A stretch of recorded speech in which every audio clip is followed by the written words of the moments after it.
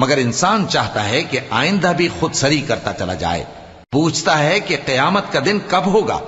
سو جب آنکھیں چندھیا جائیں اور چاند گہنا جائے اور سورج اور چاند جمع کر دیے جائیں، اس دن انسان کہے گا کہ کہاں ہے بھاگنے کی جگہ؟ کہیں نہیں، کوئی جائے پناہ نہیں۔ اس روز تمہارے پروردگار ہی کے پاس تمہیں جا ٹھہرنا ہے۔ اس دن انسان کو جو عمل اس نے آگے بھیجے اور جو پیچھے چھوڑے ہوں گے سب بتا دیے جائیں گے، بلکہ انسان آپ اپنا گواہ ہے، اگرچہ عذر و معذرت کرتا رہے۔ اور اے پیغمبر صلی اللہ علیہ وآلہ وسلم، وحی کے پڑھنے کے لیے اپنی زبان کو تیز تیز حرکت نہ دیا کرو کہ اس کو جلد سیکھ لو۔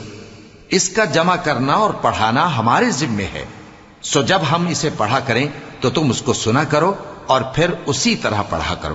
پھر اس کے معانی کا بیان بھی ہمارے ذمے ہے، مگر لوگوں